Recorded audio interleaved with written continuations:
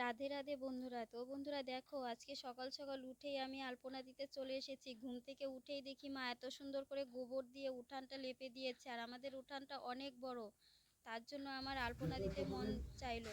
তো দেখো, মা তো সকালবেলা স্নান দান করে ঠাকুর পুজো করে ঠাকুরকে আবির টাবির দিয়ে চলে গেছে আলু তোলার কাজে। মার ভাই আলু তোলার কাজে চলে গেছে, আর এই দিকে আমি একটু লেপা পোছা করবো বলে দেখো মাটি গুলেছিলাম। আর এই মাটি দিয়ে আমি আলপনা দিচ্ছি, এটা কিন্তু আমি মাটি দিয়ে আলপনা দিচ্ছি, জানি না আলপনাটা কেমন হবে, সেটাও আমি জানি না। তো অনেক দিন পর আমি আলপনাটা দিচ্ছি, আমার খুব ইচ্ছে করলো যে আজকে আলপনা দেই। কালকে হচ্ছে হোলি, আজকে দোল, তার জন্য আমার খুব ভালো লাগছে আলপনা দিতে। বাড়িতে কেউ নেই, তো মা তো চলে গেছে, ভাইও তো চলে গেছে, আর শুধু বাবা আছে। বাবা ওইদিকে কাজ করছে, জমির ওইদিকে কাজ করছে।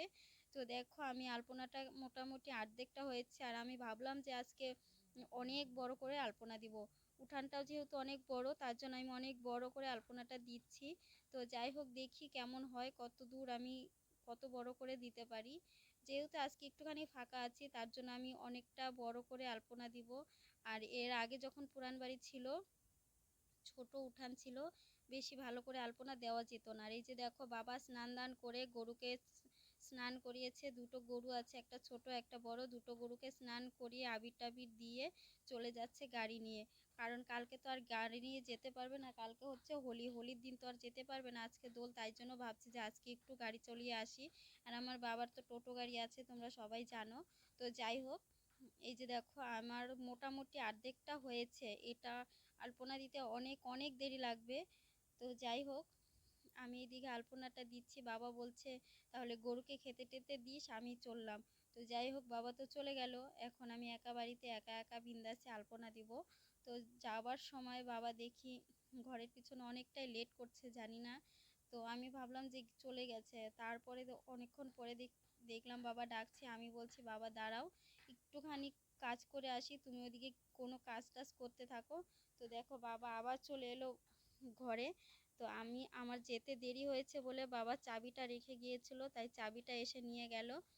তো আমি আবার এই পাশটায় আলপনা দিতে বসে পড়েছি, আর এই দিকে দেখি বাবা হচ্ছে গাছে উঠেছে। তো দেখি গাছে থেকে কি পারছে, আর এটা আমি কমপ্লিট করে চলে যাব ঘরের পিছনে, মানে রাস্তার দিকে। এই যে দেখো, আমি আলপনা দিচ্ছি, কিন্তু প্রচণ্ড রৌদ্র, আর আজকে এত রৌদ্র উঠেছে। তো যাই যাই হোক, রৌদ্রটা আমার গায়ে লাগছে না, মানে মনের আনন্দে আমি আলপনা দিচ্ছি বলে রৌদ্রটা গায়ে লাগছে না। আর মাটিটা এত সুন্দর কি বলবো, মানে যখন শুকালে ভালো করে বোঝা যাবে মাটিটা এত সুন্দর। এই যে দেখো, বাবা দেখি একটা আতা ফল পেকেছিল, সেই আতা ফলটা পেড়ে আমাকে দিয়ে গেল, আর অর্ধেকটা পাখিতে খেয়ে ফেলেছে। মা যখন কাজে যায় আলু তোলার কাজে, তখন হচ্ছে একবার দেখেছিল, মার ভাই দেখেছিল, বলেছে বাবাকে পেড়ে রাখতে, তার জন্য বাবা পেড়ে রেখে গেল। একটা পেঁপেও পেকেছে, সেটা হয়তো পারা হয়নি, ওটাকে পাখিতে খাওয়ার জন্য দিয়েছে। যে পাখি পাখি তার দিক খেয়েছে, ওটা পাখিই খাক। তো ভাই যাবার সময় বলেছিল যে আতাটা আগেই ভাঙিস না, আমি আসবো তারপরে, আমারও মন চেয়েছে খেতে। তো তার জন্য আমি আতাটা রেখে দিলাম ঘরে। আর এই যে দেখো, আমার আলপনা দেওয়া কমপ্লিট হয়ে গেছে। আলপনা কমপ্লিট করে আমি চলে এসেছি এই যে ডুয়াডুই লেপা পোছা করতে। বড় ঘরের ডুয়া লেপা হয়ে গেছে, এটা হচ্ছে রান্নাঘর, রান্নাঘরের ডুয়া আমি লেপা শুরু করেছি, এক পাশটা হয়েছে, আরেক পাশটা আমি ধরেছি।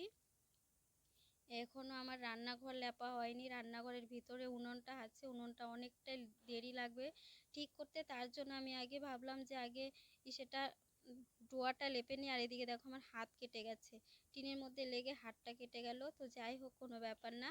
তো দেখো, এই চিপাটার ভিতর দিয়ে বেশি একটা, এইখানে অত চিপা না, কিন্তু ভালোই মোটামুটি জায়গা আছে। কিন্তু এই যে দেখো, মাটির উঠান বাড়িঘর লেপা পোছা করতে ভীষণ ভালো লাগে। তো আমার তো ভীষণ ভালো লাগে, তোমাদের কার কার ভালো লাগে বলবে। আমার বাবার বাড়ি অর্ধেক পাকা অর্ধেক মাটির, এই হচ্ছে ব্যাপার। কারণ হচ্ছে এখনও ঘরটা কমপ্লিট হয়নি, ঘরটা কমপ্লিট হলে আর এই ঘরগুলো থাকবে না। কিন্তু হ্যাঁ, থাকবে না বলতে ভুল, আবার থাকতেও পারে। কারণ আমার মায়ের ভীষণ ভালো লাগে মাটির ঘর রাখতে, তার জন্য এই যে রান্নাঘরটা কিন্তু পারতো পাকা করে দিতে, কিন্তু হ্যাঁ এখন দিবে না, বলছে এই ঘরটা অনেক দিন পরে পাকা করবে, ভাই যখন বিয়ে করাবে তারপরে পাকা করা হবে। তো এইদিকে আমার লেপা কমপ্লিট, ডুয়াডুই লেপা কমপ্লিট করে আমি চলে এলাম উনানের এখানে। উনানের উনানটা ঝাড়ু দিতে গিয়ে দেখি উনানের ভিতরে একটা ব্যাঙ মরে একদম পচে গেছে, আর এত গন্ধ বেরোচ্ছিল। আমি এত গন্ধতে আমি লেপতেই পারছিলাম না। তার জন্য আমি খুব তাড়াতাড়ি করে লেপা-পোছা করছিলাম এই যে উনুনটা। আর এদিকে আমার বর্মশাই এসে বলছে তাড়াতাড়ি করো, গন্ধতে পেট ফুলে যাবে না হলে। তো যাই হোক, শেষে আমার উনানটাও লেপা হয়ে গেল মোটামুটি। আর উনানটা কিন্তু ভীষণ সুন্দর করেছে, আমার মা করেছে, খুব সুন্দর করে উনানটা বানিয়েছে। আমার তো খুব ভালো লেগেছে উনানটা। আমি মাকে বলেছিলাম, মা আমার জন্য একটা উনান বানিয়ে দিও তো, এত সুন্দর করে তুমি উনান তৈরি করো। তো এদিকে তোমাদের দাদাভাই আমার সঙ্গে গল্প করছে, বলছে স্নান করে খাওয়া দাওয়া করতে, এখন দুপুর হয়ে গেছে, এখন আমার এখনও ল্যাপা কমপ্লিট হয়নি। তো এখন 1টা বেজে গেছে, 1টা বাজার আজানও দিয়ে দিয়েছে। তার জন্য আমি তাড়াতাড়ি করছিলাম। বর্মশাই বলছে তুমি স্নান করো, তুমি স্নান করে একটু বসো, আমি স্নানটা সেরে তারপর তোমাকে খাওয়া দিচ্ছি। কারণ গোবর দিয়ে লেপছি, আর আমার বর্মশাই বলছে তুমি অনেক কাজ করছো। আমি এসেছিলাম ভিডিও বানাতে, সারাদিন অনেক কাজ করে ভিডিও বানাতে অনেক রাত্রি হয়ে গেছে, তবু তোমাদের সামনে একটুখানি আসলাম, অনেকগুলো শর্ট ভিডিও করে তারপর তোমাদের সামনে আসলাম। ঠিক আছে, এখন অনেকটাই অন্ধকার হয়ে গেছে, এখন আমি নিচে নামে যাব।